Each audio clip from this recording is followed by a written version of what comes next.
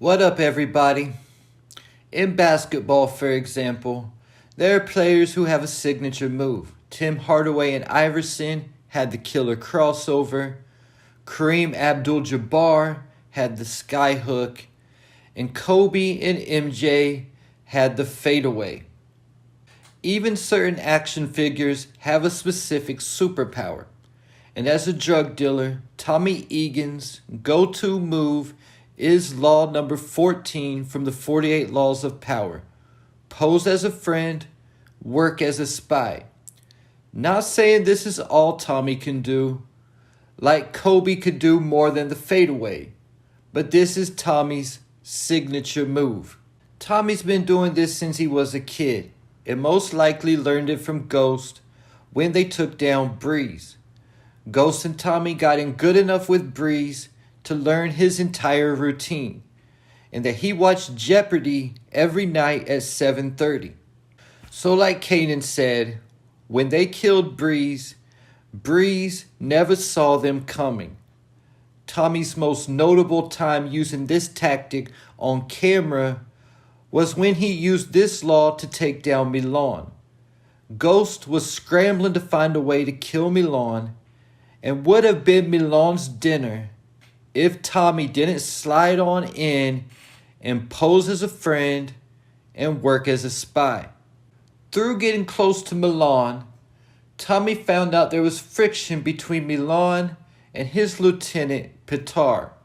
Because of this, Tommy was able to flip Petar, and the night they killed Milan, he never saw them coming.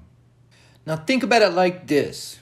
If Tommy wasn't the star of the show, and the number 2, I guess what you would want to call it on Power, and just had a common role, he would be hated like Dre by most people.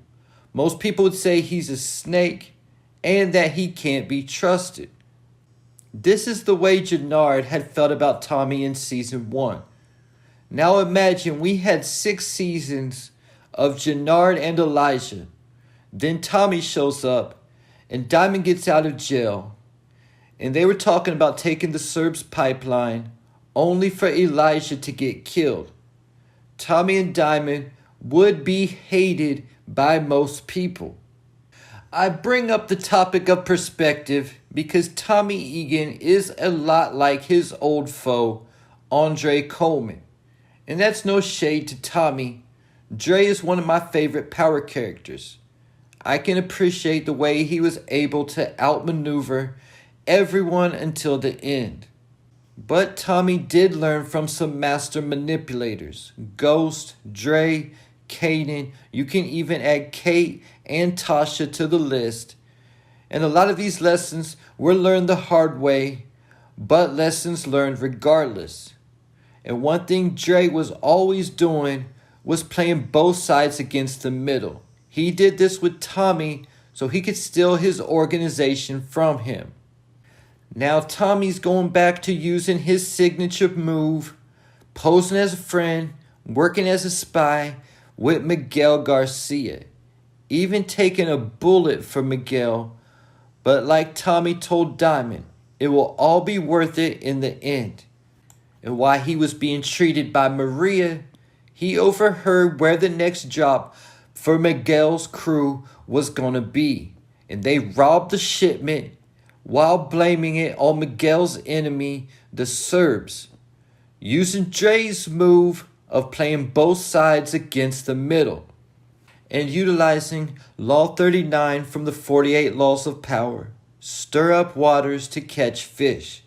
Now Tommy and CBI is just gonna sit back and stack up the paper from the shipment they stole, while Miguel's St. Prince gang goes to war against the Serbs. Now keep in mind that war always has a cost. While Tommy and CBI are sitting back stacking money, the 2 major players standing in their way will be losing resources and manpower by going to war. Then there's the fact that El Che told Miguel not to go to war with the Serbs, that if he went to war with the Serbs, El Che would take out and make an example out of Mireya. El Che serves as the middleman between Miguel and the cartel. So Tommy has already put his new love interest, Mireya's life in danger, and doesn't even know it. And much like Gennard, Miguel and Mireya's grandma, who Miguel also called Jefa, meaning he answers to her, sees right through Tommy and called him a devil and a dog. But Tommy has already gained Miguel's trust by taking that bullet. But Grandma, being the OG that she is, even knows that Tommy had a motive for taking that bullet. And she gave us a clue that Tommy will destroy everything that they have built. Also keep in mind that Miguel has connections to New York and knew that Tommy was connected to Julio. One of Miguel's soldiers told Tommy that Julio's boy Chico says what's up. This means that word is already spreading on the streets of New York that Tommy is alive. Now, as far as I know, we've never seen this character, Chico, either. If he was on OG Power, go ahead and remind us where we saw him at in the comments. But if not, this is a new character we could see introduced at some point, maybe even on Book 2, Ghost.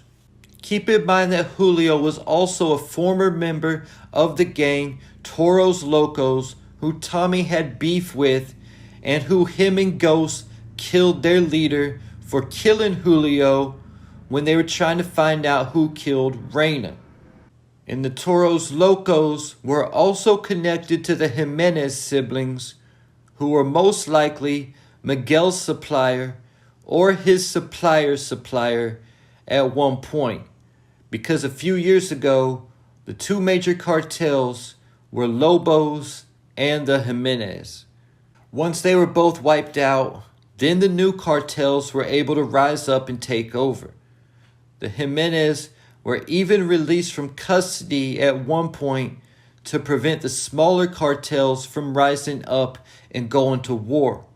If Miguel finds out that Tommy had something to do with taking out the Jimenez and even Lobos, at this point, this might be when Miguel says that Tommy Egan is too dangerous to keep alive.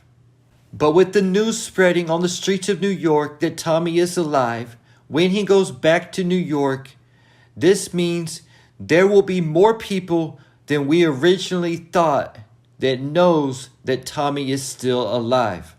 Leading me to ask the question, who was Tommy talking to in the promo video when he said, "It's nice to see you again"?